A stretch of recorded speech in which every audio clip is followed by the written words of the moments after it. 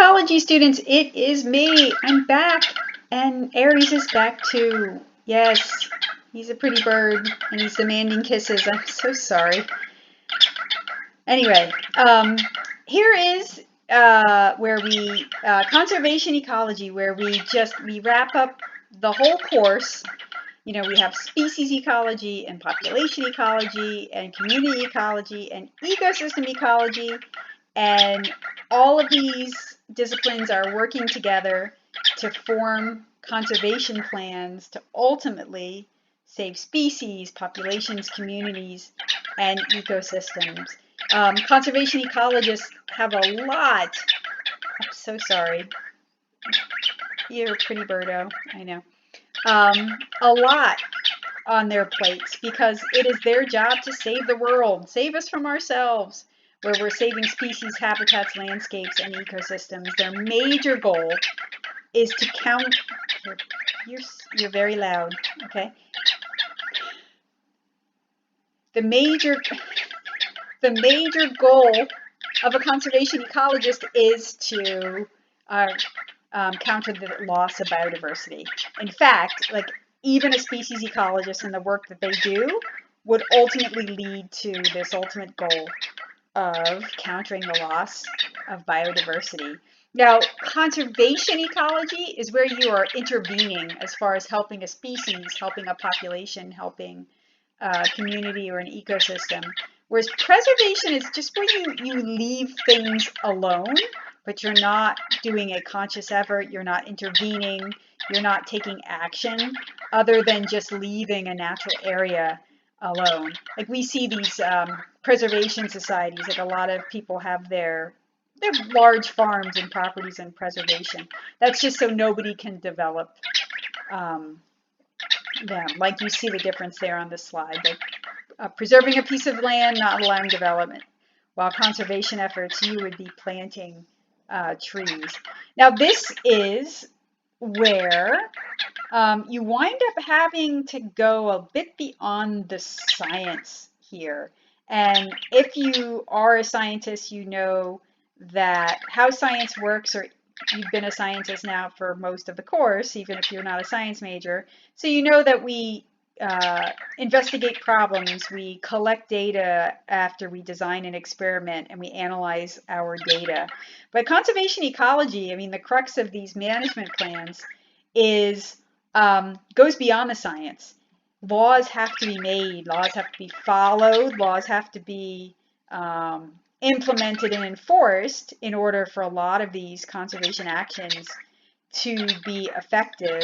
And so this is where you wind up in the political realm of things. And this can be very frustrating for scientists. It's August 6th, and you know, we're well into this whole COVID thing. We're not through it yet. And we've already seen how science has been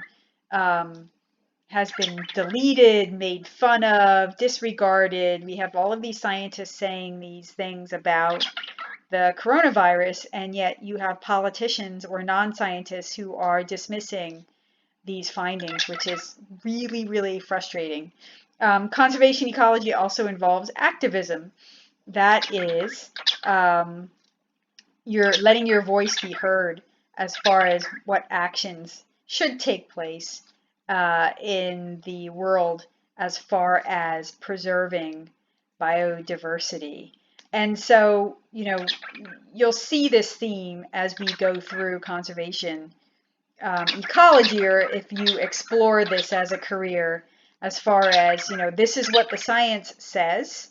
Unfortunately, it never comes to fruition as law or as something that is implemented, because that the science does not dictate policy, that there are other motives, political motives, business motives, money motives. You can have religious motives where the conservation efforts are not, that are recommended by scientists, are not put into place. So just a little bit of terminology here as far as how we designate those species that need more attention than others from a conservation standpoint. The terminology that we use is least concern. This means that you have a species, a population that's abundant. And really, as an ecologist, you're not too worried about their status. The American robin, for instance, these are abundant. They're extremely common. There is no conservation management plan in place for them, and there doesn't seem to be in any foreseeable future. There's really nothing that is threatening their existence or their habitat. Species of special concern are vulnerable. You don't get legal protection with these for the species of special concern, but they're just put on the radar. It's just, scientists who study them, ecologists who study these populations, these species, notice that the numbers may be dwindling, but there is no standard set into place. There's nothing legal put into place as far as any protections that they are afforded. You have something that is then where the legal protections, whether they are state or federal or even international, then come into play. And that is threatened, endangered, and extinct. Now, extinct, we'll start there because a lot of people are familiar with this term. That means that they're no more. They're gone. They don't exist anymore. And millions of species have gone extinct over millions of years. It is escalating and has been escalating for the past 50 to 100 years, though exponentially more than ever before. But besides that, and I do have a dog snoring in the background. That's what you're hearing. Anyway, it's a pug, so of course she snores. There are a few kind of divisions of being extinct. I mean, just extinct, just done. No longer on our planet. Extinct in the wild means you have some that are still captive in zoos, individuals of a given population, or zoos or aquaria or botanical garden, but they're no longer in the wild, as the term goes on. Regionally extinct or extirpated. So this means that historically you had a species that was found in any given area, but it has been pushed out and no longer exists there. But it is still in the wild somewhere else. Functionally extinct. This is where you have determined by conservation ecologists that while there is a certain number that are left in the wild, there aren't enough, even with mitigation efforts, that in 3 generations that they will exist. It's a very sad state of affairs when we say it's functionally extinct. There might be 3 or 4 of a certain kind of rhino left in the wild. Even though they're still there, it's functionally extinct because it's going to be gone soon, regardless of what we do. There's a category when we say that an entire ecosystem goes basically extinct, and that is when we say that ecosystem has collapsed. So that's the term used when an ecosystem has gone extinct. Now, threatened and endangered. Endangered is when we say something is at very high risk of extinction in the wild, especially if something isn't done about it. And there are legal protections that are afforded to those populations that are considered endangered. Critically endangered is even closer to extinction, that we're really getting close to that, and we really need to do something or else they will become extinct. And then threatened is where the population isn't low enough to be considered endangered, but it will become endangered if nothing is done or it's close to being endangered. And it depends on the species and its species ecology to determine what those numbers are as far as how they are figured into these particular categories. Now, one thing I think that I found extremely disheartening is not that long ago, as far as being considered endangered or threatened in Pennsylvania, previously was determined by our wildlife biologist in Pennsylvania, in Harrisburg. And not that long ago, it was voted, and I'm not going to say by who, but I'm sure you can guess that they now have on the board of who determines who is on the threatened and endangered list or who gets taken off or put on by political interests and business people. So, you know, the numbers are inconsequential, but what business, big business or whatever says is, it makes absolutely no sense scientifically, and it's all political, and it's just really terrible in my opinion. But you know, those who have no idea how science works or what science is get to determine if something is threatened or endangered or gets taken off the endangered or threatened list. Because when they are put on these lists, these species, you know, the land has to be protected, the habitat has to be protected. You might not be able to build on this plot of land. You might not be able to do this or that. And that in order to protect the animal, and that of course goes against many individuals' bottom lines as far as money is concerned, and so it was voted that they should have a say, which is extremely unfortunate. As far as conservation ecology is concerned, so overall, like the general, you know, who is most vulnerable as far as the as far as landing on one of these endangered or threatened lists or becoming extinct, you do have those that are a bit more vulnerable to this. If you have those individuals that that particular species only lives in one area on the whole planet, well, they are much more vulnerable to extinction because, you know, if for some reason they become extinct, then they're no more on the entire Earth. And so that isn't good if you only exist in one tiny little pocket. You know, what if you're wiped out by a big hurricane or fire or something? The specialist versus the generalist. Now, these are, and we talked a bit about this in ecosystem ecology with the law of limiting factors, that there are some species who have a really wide range of tolerances, like the carp or cockroaches. You know, they can live anywhere and under any temperature regimes. They can live, you know, cockroaches can eat anything and they can survive like nuclear holocaust, so it's said. And so they're not vulnerable to extinction. They're not, you know, they'll live through anything. Those are the generalists. Whereas specialists, if they only exist in a certain sliver of abiotic conditions, if they can only live in a narrow range of temperatures, or like an aquatic species, dissolved oxygen levels, or they only feed on a specific flower or fruit.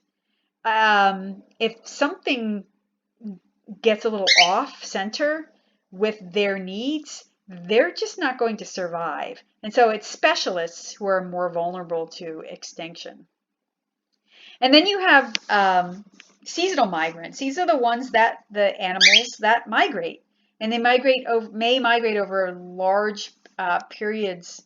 These migrations might occur over large periods of or large geographic areas horizontally, and they take place over weeks, if not months. And just like, you know, if you drive down to Florida to go to Disney World, you need to stop occasionally for food, for water, for gas. You know, so do these animals that are swimming or walking or flying. And so they need a contiguous, healthy habitat all the way down to their migratory areas, including, you know, where they wind up, to be healthy in order for them to survive. You see the picture up there of the monarchs, and hopefully we will have completed that exercise with the monarchs. Hopefully it worked out where we were able to do our monarch tagging by at least, you know, probably back in September, October. It takes them weeks to get down to their migratory routes in Mexico. And so all along the way, they need to stop and feed. They only might go 30 to 50, 60 miles a day. So they need the proper food to survive. They need wildflowers for more energy to get down to their migratory grounds. And they really, most of them here on the East Coast and central states really only migrate down to a forest in Mexico. And that forest is actually subjected to logging. So the millions of monarchs that wind up down there wind up with no habitat to go to. So that's why they are extremely vulnerable to extinction. So your seasonal migrants are going to have a bit of a rough time as well. So we're talking about countering the loss of biodiversity. So then what are the causes for the loss of biodiversity? What we do in part one here is we talk about the problems of conservation ecology, I should say the challenges. And then in part two, we talk about the solutions. So after this lecture is done, you might be like, oh, that was terrible. I can't believe all this is happening. Well, you have to wait for part two to find out the good news, all the great stuff that is occurring.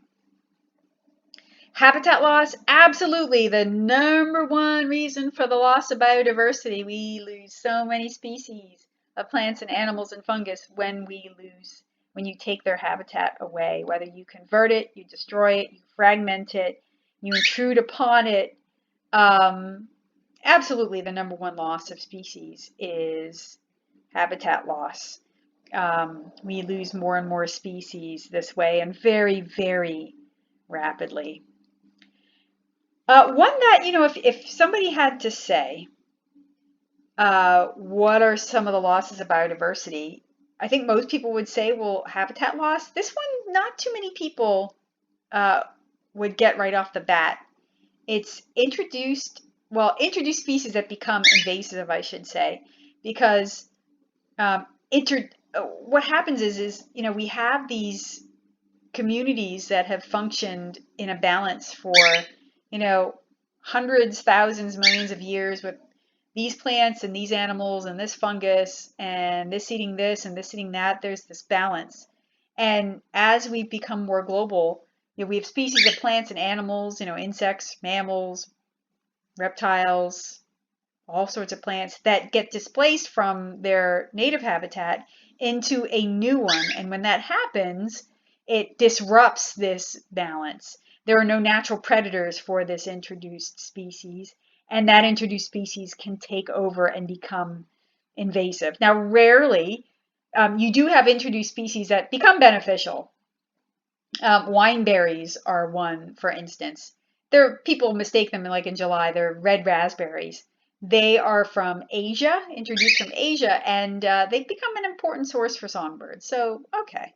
Honeybees from Europe. That's fine. They're introduced. That's good.